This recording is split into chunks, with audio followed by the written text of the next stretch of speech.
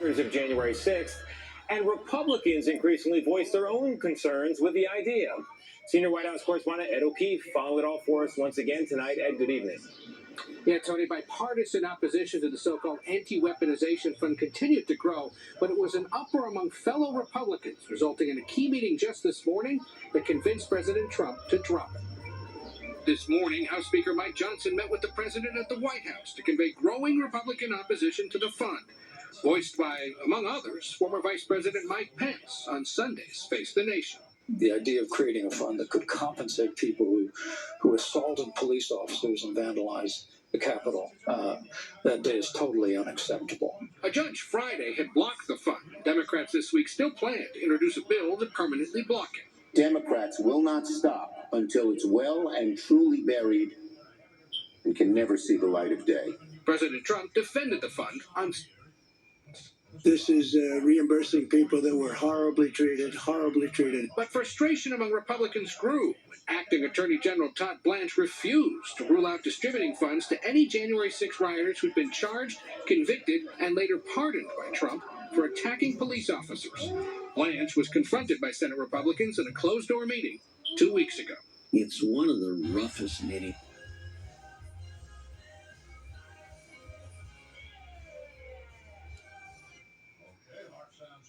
The entire meeting, they were screaming at the acting attorney general. Democrats and a growing number of Republicans tonight are saying the White House abandoning the fund isn't enough. They want to pass a law explicitly stating such a fund can never be established. We'll see if that happens, Tony. And Ed, we also have a new ruling that just came down about transgender troops in the military. Yeah, a court blocked the Trump administration from removing 28 transgender service members from the military while a lawsuit fighting their dismissal continues. The court argued a Pentagon policy blocking them from serving likely violates their equal protection rights, so for now those 28 can keep serving. Government records show about 4,200 openly transgender people served in the ranks last year, just 0.1% of the armed forces. Defense Secretary Pete Hegseth says he'll appeal all the way to the Supreme Court. Tony? We'll keep following it. Ed, thank you very much. Staying with politics now and the new questions of character hanging over a key race, not in Texas this time, but in Maine, where Democrats' plans to retake control of the U.S. Senate involve flipping a seat with a popular outsider candidate named Graham Plattner. Trouble is, that candidate, married since has been texting sexual messages to women not his wife. CBS News political correspondent Caitlin Huey-Burns has details.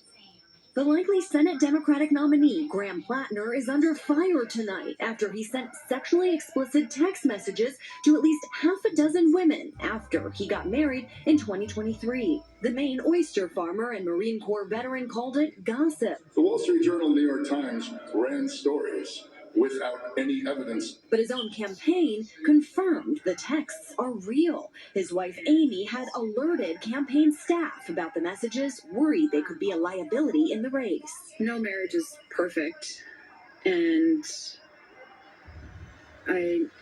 I don't want a perfect marriage. I want my marriage. Plattner is not new to controversy after saying he didn't know a chest tattoo he got while drunk in 2007 was a recognized Nazi symbol. He had it covered up. This far more represents who I am now.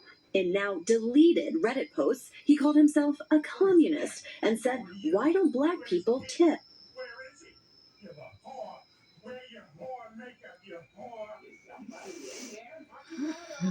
To win to take the Senate majority, but reaction among Democrats to the newest controversy is mixed. Graham Plattner is running an extraordinarily strong campaign. Yeah, I have concerns. That guy has questions to answer, and that's what campaigns are for.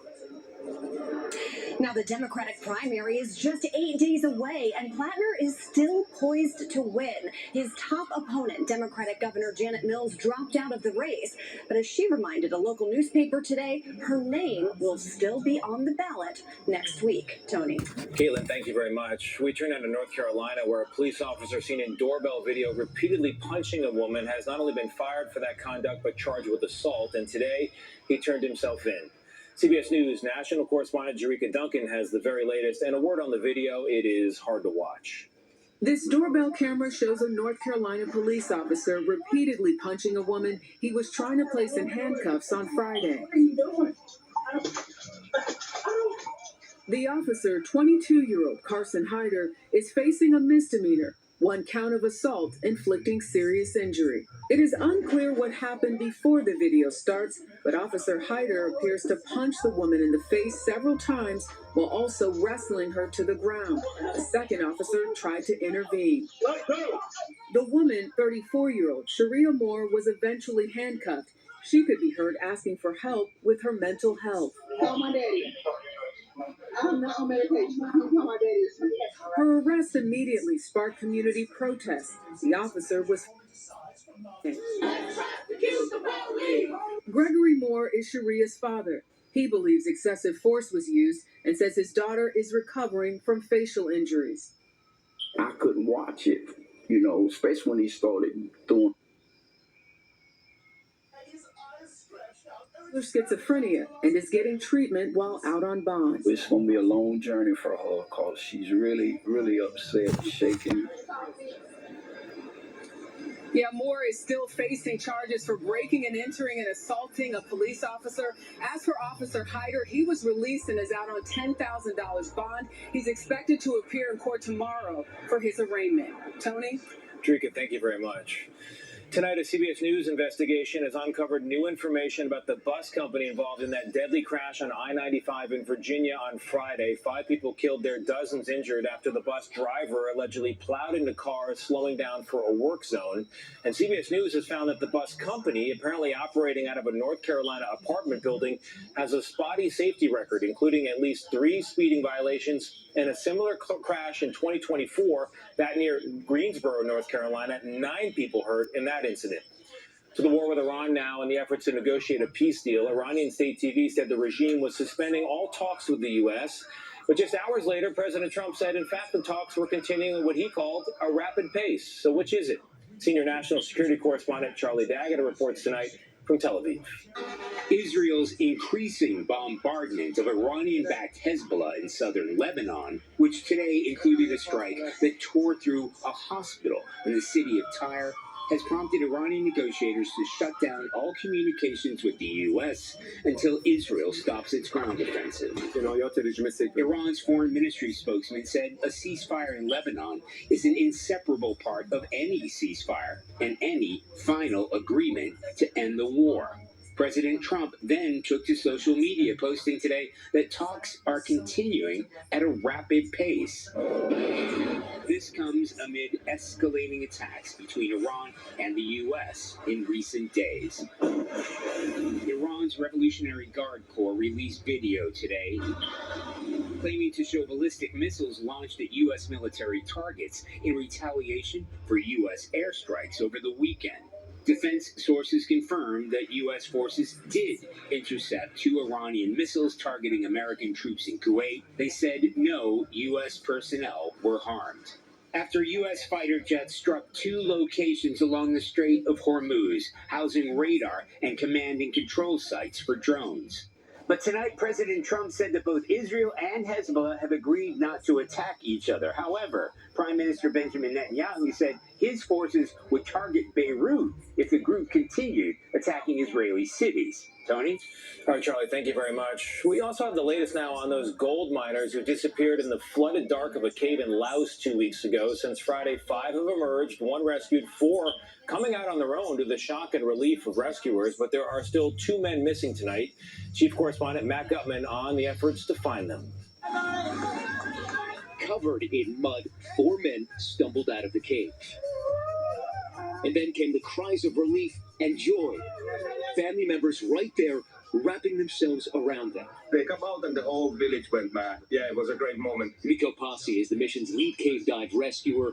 He was called to Laos early last week after monsoon rains flooded the cave, sealing in 7 villagers on May 19th. Their emergence was such a surprise. At first, Pasi wasn't sure who they were. Are these the miners? Because they all got covered in mud. Everybody looks the same. After 5 of the miners had huddled in the cold cave for a week, Pasi and his team found them last Wednesday. How you me go? Fantastic. Watching the videos is extraordinarily claustrophobic and terrifying.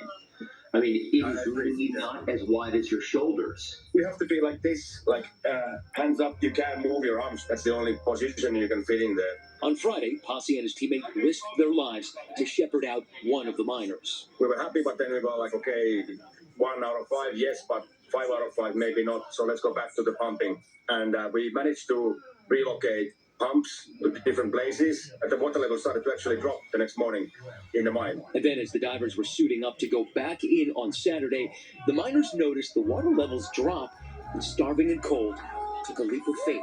They saw the opportunity, they took it.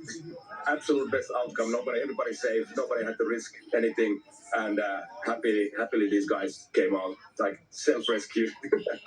It is very, very heartwarming.